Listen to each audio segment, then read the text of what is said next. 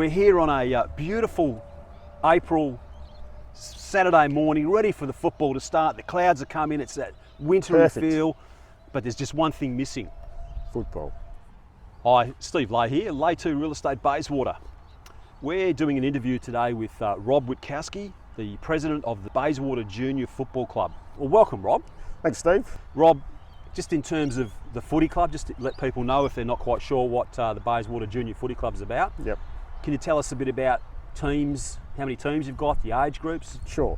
Well, Steve, I'll start, I guess, initially, footy should have started this weekend. So yes, we would have had our first girls team yesterday, last night on Friday night. And today, this place should be teeming with kids, but obviously, nothing happening.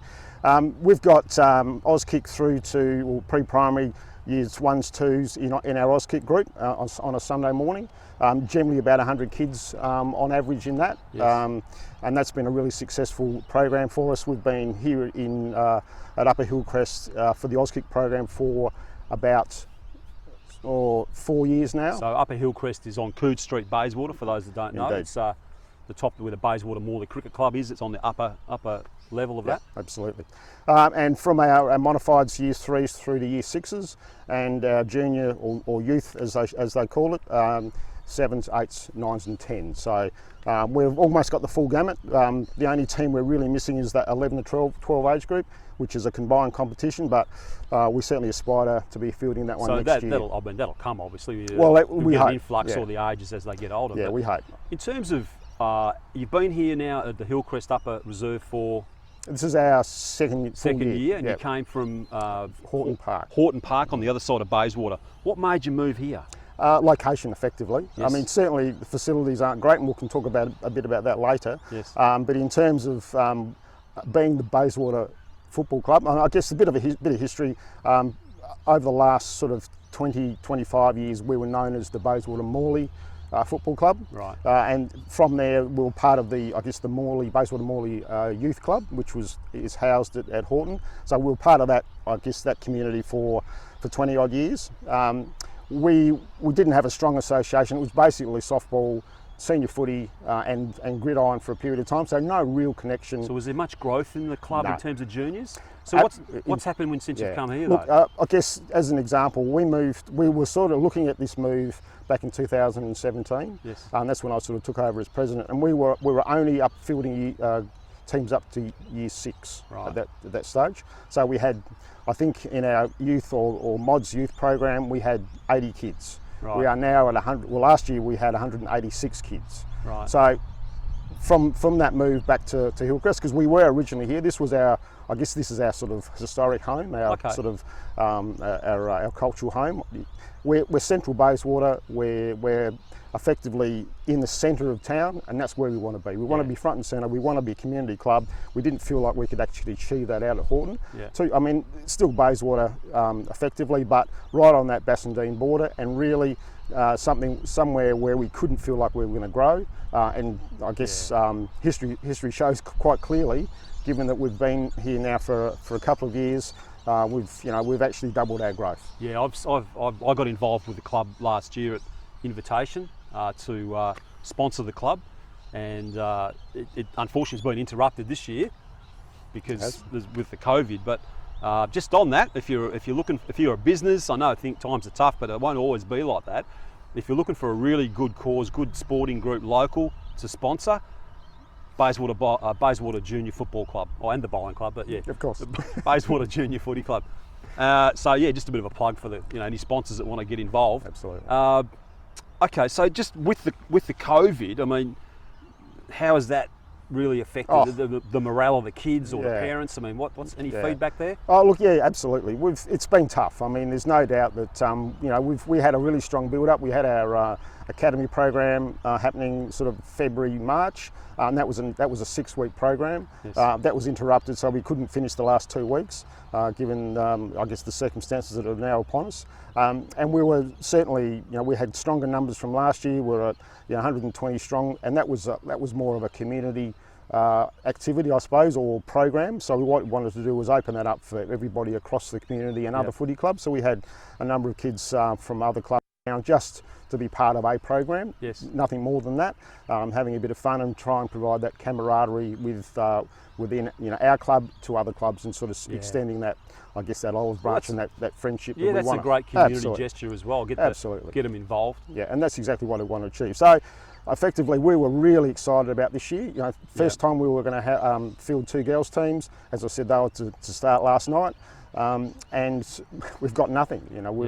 We've got empty fields, so we don't have kids running around, laughing and carrying on and having the time of their lives. However, what we've tried to do is provide this. I guess it's all online, so we've been doing sort of small activities, programs online. Trying to, I guess, at least provide kids with some opportunity to do a few things in the backyard, front yard, out in the park if it's safe. So all those things have been a strong, I guess, indication that we are a strong club. We've had a lot of involvement across all of our age groups, and particularly, our years 7s, 8s have been really active. Yes. Our 10s have been really active. So we've, I guess it's shown us that we are a strong community club. What I noticed about when I first came down here was the parents' involvement. You've got a really good committee. Absolutely. I've met the guys on the committee, and they're all, they're really passionate about what they do. And it's all about the kids. Yeah. It's not a heavy duty, full on footy club. It's about the kids. Absolutely. And it's about fun, and it's a really good thing. Yeah. But the parents as well. Oh. You come down. The parents are here supporting. It's a real, I won't say day out, but it's depending fun. on, they've got 3 or 4 children or 2 children. Mm. They're involved. Girls and boys now can do it. So that's a really strong thing. The current football season status. Any news there?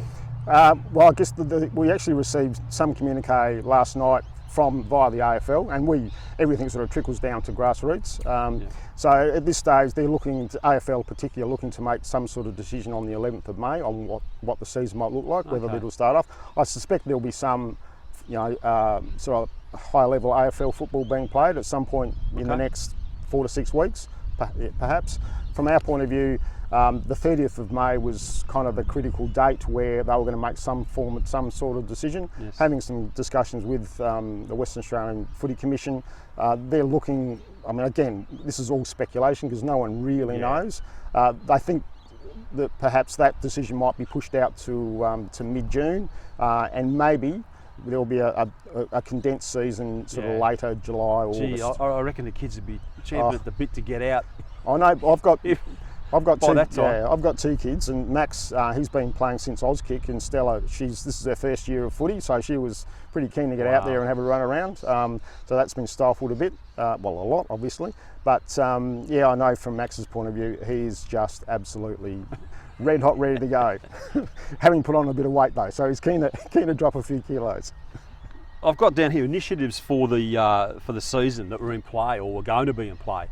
Yeah, well, I guess, like I said earlier, Steve, we had a really strong build-up. So we were obviously with the girls teams, and I can't emphasise how excited we were to have fielding 2 girls teams. We thought that was going to happen maybe 2021, 22 perhaps, but we're ahead of the curve there from a development perspective. Yep. We also were working really closely with the Edmund Rice Centre, which is a centre that's been in establishment for 50 odd years, assisting refugees, Indigenous Torres Strait Islanders, and we had a number of kids coming down within our academy program, feeling really part of that and providing that opportunity.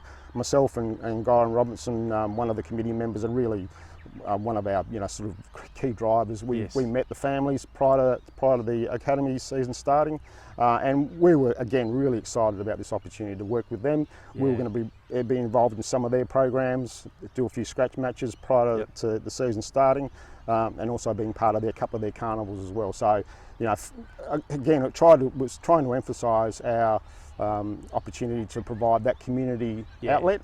Kids, I mean, they've got strong footy programs, but they've got no clubs to go to once they've sort of finished within their own program. So we put our hand up saying we want to be that club. I know other clubs have worked with them in the past, but we're certainly really keen to help develop, I guess our diversity within our group, and also assisting those kids to provide that outlet to play footy. The bit of laughter in the background for some girls walking around the park, which is Nice to hear. Yep. It's pretty quiet down here. The club growth, development, trajectory. Yep. I mean, where do you see the club in maybe, 3 years, 2, 3 years, 5 years? Have you got a plan for that, or is it sort of too long away? Well, it's not. Well, it's not really. I mean, the plan for mine, because I mean, as I said, I took over the president's role in 17, and for me, I gave myself 5 years just to work with the club and to see where we could go. I thought that we would have a year 9 team this year, whereas we've got a year 10 team, so we're a year ahead of where I would hope we would be. My hope, or our hope, would be that we'd be fielding a year 11, 12 team next year. That year 10, 11, 12 is a really tough couple of years.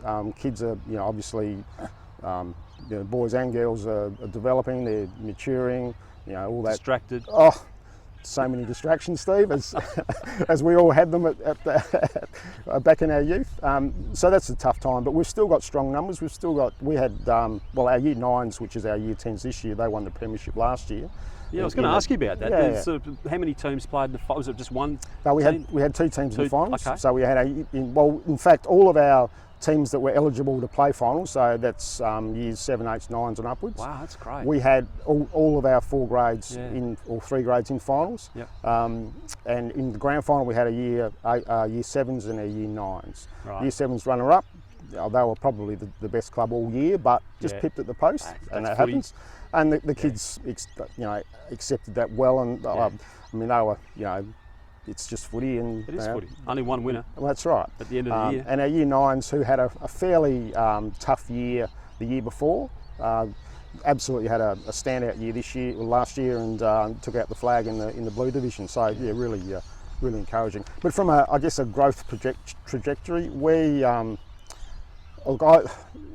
would see that we would hopefully in the coming years field probably a couple of teams in our year 3 group, which has always been a fairly strong group coming up from Auskick. Fielding a couple of teams in year 3s, 4s and 5s maybe, as those numbers continue to push through each grade. It gets tougher as you hit sort of that 7, 8, 9 and upwards. But if we can continue to hold those kids strong, provide that opportunity for anyone else within the community, we'll be a strong club. I think the word spreads. If the kids are having fun, they Absolutely. talk to each other at school. If it's too hard for them, they generally drop off. If it's too serious, I mean, there is a certain seriousness about it, but you want to try and keep them engaged. It's not the end of the world in terms of if they don't win stuff, but it's about participation, obviously. Indeed. And I mean, if there's parents looking at their kids want to play footy, boys or girls, come down to the Bayswater Junior Footy Club. Yeah. Now, Hillcrest as an oval, what are the aspirations here? I know we've had a brief chat about it a couple of times, but can you explain to people what the vision might be? Yeah, look, we've got a grand plan, and it is a grand plan. I mean, this is front and centre Bayswater. This is central Bayswater, the heart of town, and we want to be here long term. And the facilities we've got at the moment, while this playing surface is probably one of the best playing surfaces across the whole district, and we're really pleased that we've got the opportunity to play on it. The facilities themselves are not where they need to be, particularly when we're trying to field girls teams. I know that the senior footy club, the Bayswater Blues, they've had a women's footy team for I think 2 to 3 years now, and it's a struggle for them to program the training sessions, difficulty in sharing change rooms. Obviously, that's a big issue. So we need a better facility, and that's frankly that's what it's about. We're working really closely with the Bayswater Saints Netball Club, also the senior footy club, and to a lesser extent, but also importantly with the cricket club, both the Postals, which are the club that use Upper Hillcrest. You're a Postals player? Many years. Awesome. Made a few hundreds on this ground, I'll tell you. Oh, I bet. And also with the Bayswater Morley Cricket Club too. So we're trying to develop this absolute community, and we're using that country model, I suppose, Steve, in terms of particularly the footy and netball clubs becoming almost one.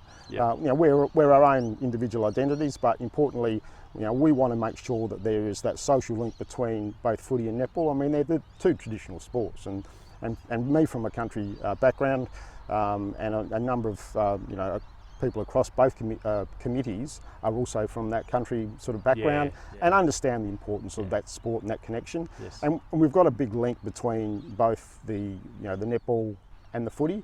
The number of kids, siblings, are playing both, and even a lot of the girls that were going to play, or are, fingers crossed, going to play this year, are netballers. So we've got the opportunity to play on a Friday night. They'll still have their netball on the weekend. So it's a really important thing for us, and we would hope, it might take us 5, 7 years, 10 years, who knows? But we certainly are pushing hard, working with the City of Bayswater, but also, I guess, with the local member and also the federal member, across any gamut of I guess government bodies, whatever it might be, looking for funding, for grants, providing some proposals, to redevelop. The Bayswater Tennis Club, they had really inferior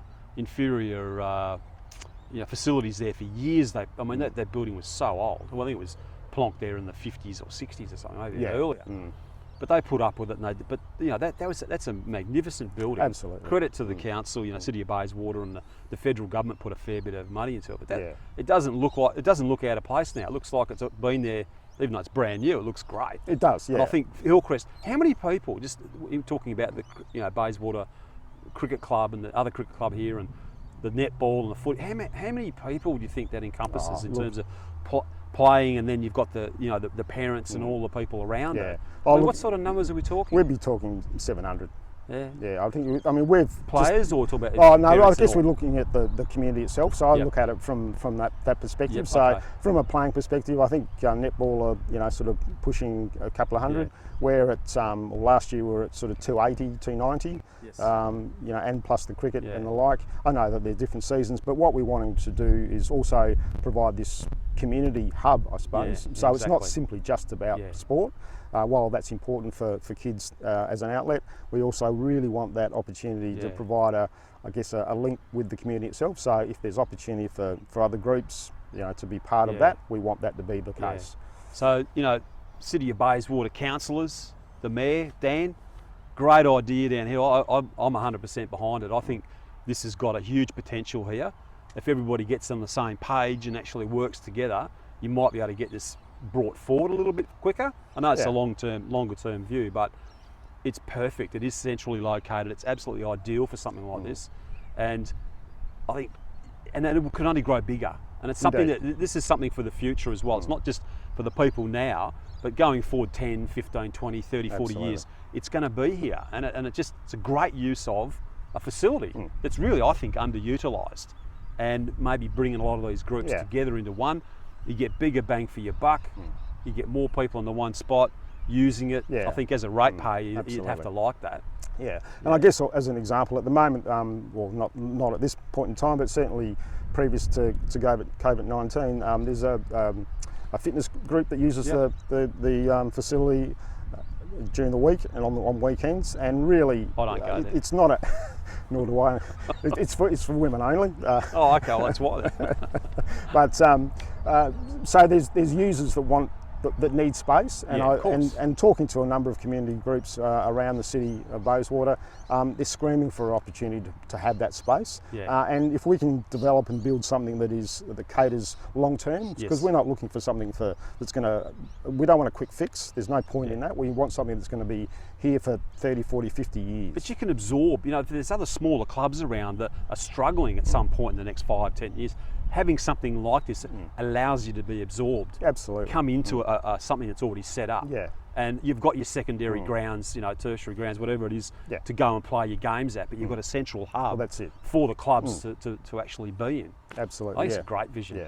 And look, we realise that the actual playing facilities itself will outgrow that, but again, I don't think there's any sporting club, particularly junior footy club, that doesn't have the need for using 2 or 3, external grounds, and we'll be in exactly the same position. So we understand that, but we do need a home, and certainly netball is a classic example. They don't have a home. I mean, they play at Naranda as that association. Most parents have probably been to the Naranda courts, and it's a great. They've got a decent clubhouse there, but it's not really for the netballers. Well, that's right, and there is, and they don't have have a home, so they can't actually go back after training or after a game and actually be part of our community. So that's what we want to provide. We want to have that opportunity where the footy club, the netball club, cricket club, we can all come together.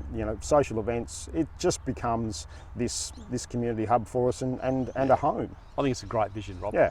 Look, have you got anything I haven't covered at all you want to discuss? Oh, look, I guess from a sponsorship point of view, Steve, I'm just wanting to, on behalf of the committee and our footy club, is thank you for your input and your support for the last couple of years, and we hope that that's a long-term thing.